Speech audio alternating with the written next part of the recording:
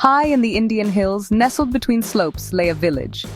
The villagers were farmers, their lives tied to the land. But a heavy silence hung over their homes. The heart of the village, the river, had dried. Its life-giving water, now a distant memory, was reduced to a cracked riverbed. Women walked miles under the scorching sun, empty pots balanced on their heads, a symbol of the village's thirst. The laughter of children playing in the water was gone. The songs of farmers planting paddy had silenced. The once thriving village, now starved of water, was slowly turning into a ghost of its former self.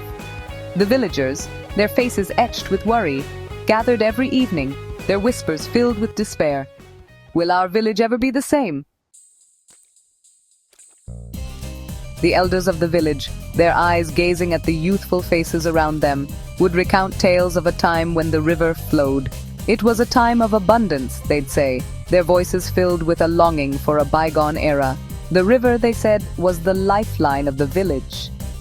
Its waters, a blessing from the mountains, nourished their fields and their souls. The air was filled with the sweet melody of the flowing water. Fish leaped in the sun-dappled river, their scales shimmering silver. The joyous shrieks of children, bathing in its cool embrace, echoed through the village. The river, a constant source of joy and sustenance, was more than just water. It was the lifeblood of their community. But slowly, insidiously, the river began to change. The once dense forests that blanketed the hills, holding the soil and nurturing the water sources, were vanishing. Trees, the silent guardians of the ecosystem, fell prey to the greed for timber. The land, stripped bare, could no longer hold the precious rainwater. The villagers, unknowingly, added to the problem. Bore wells, sunk deep into the earth, sucked out water faster than nature could replenish. The delicate balance, maintained for centuries, was disrupted. The river, starved of its source, began to dwindle, its once mighty flow reduced to a trickle. The villagers watched, helpless and heartbroken, as their beloved river slowly died. Section 4. Ancient Wisdom, New Hope. One day, a young woman named Maya, who had been away studying, returned to her parched village. She had learned about traditional water harvesting techniques, methods almost forgotten in the race for modernity. Maya, her heart aching for her village, knew she had to act. She gathered the village elders, sharing her knowledge, her voice filled with hope. She spoke of building small check dams, of digging ponds to collect rainwater, of planting trees to restore the water cycle. The elders, their faces etched with skepticism born out of years of disappointment, listened patiently.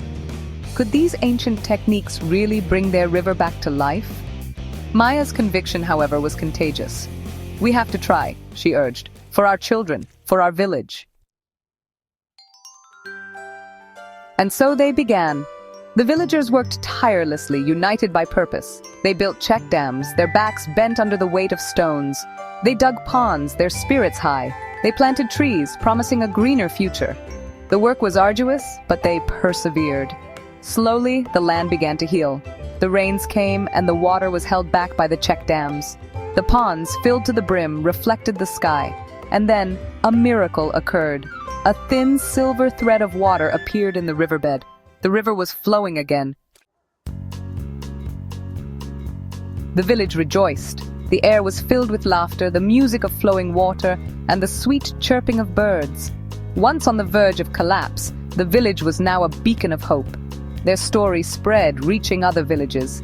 They showed that collective action and traditional wisdom could turn things around. Their triumph was a testament to the power of nature to heal. The village revived hope, proving small communities can make a big difference.